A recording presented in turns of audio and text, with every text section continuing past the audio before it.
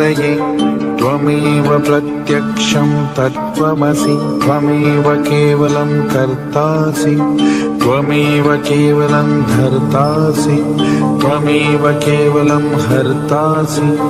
त्वमेव सर्वं खल्विदं ब्रह्मासि त्वं साक्षादात्मासि नित्यं त्रितं वच्मि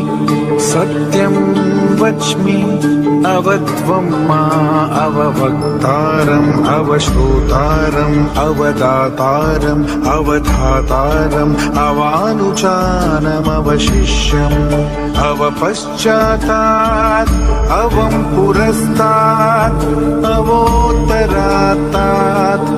अवदक्षिणात्तात् अवचोर्ध्वात्तात् अवोदरात्तात् सर्वतो मां पाहि पाहि समन्तात् त्वं वाङ्मयस्त्वं चिन्मयः त्वमानन्दमयस्त्वं ब्रह्ममयः त्वं सच्चिदानन्दाद्वितीयोऽसि त्वं प्रत्यक्षं ब्रह्मासि त्वं ज्ञानमयो विज्ञानमयोऽसि सर्वं जगदिदं त्वत्तो जायते सर्वं जगदिदं त्वत्तस्तिष्ठति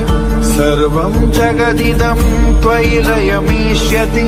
सर्वं जगदिदं त्वयि प्रत्येति त्वं भूमिरापो नलो निलो नभः त्वं चत्वारि वाक्पदानि त्वं गुणत्रयातीतः त्वम् अवस्थात्रयातीतः त्वं देहत्रयातीतः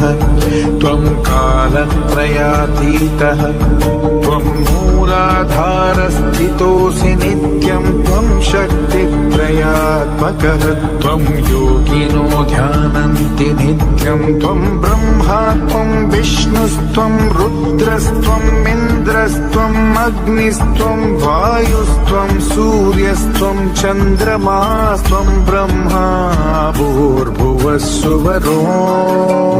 गणादीं पूर्वमुच्चार्य वर्णादींस्तदनन्तरम् अनुस्वारः परतरः अर्धेन्दुलसितं तारेण रुद्रम्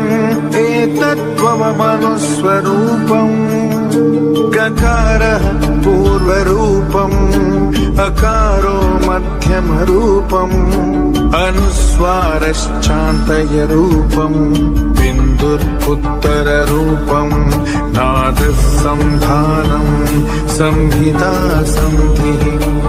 सैषा गणेशविद्या गणनायकर्षिः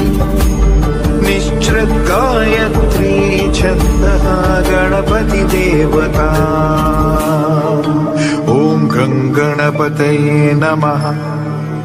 एकदन्ताय विद्महे वक्रतुण्डाय धीमहि तन्नो दन्तिः प्रचोदयात् एकदन्तं चतुर्हस्तं पाशमङ्कुशधारिणं रदं च वरदं हस्तैर्बिभ्राणं मूषकध्वजं रक्तं लम्बोदरं शूर्पकर्णकं रक्तवाससं रक्तगन्धानुलिप्ताङ्गं रक्तपुष्पैः सुपूजितम् भक्तानुकम्पिनं देवं जगत्कारणमच्युतम् आविर्भूतं च सृष्ट्यादौ प्रकृतेः पुरुषात् परम् एवं ध्यायति यो नित्यं स योगी योगिनां वरः नमो व्रातपतये नमो गणपतये नमः प्रमदपतये नमस्ते लम्बोदरायैकदन्ताय विघ्ननाशिने शिवसुताय वर्णमूर्तये नमः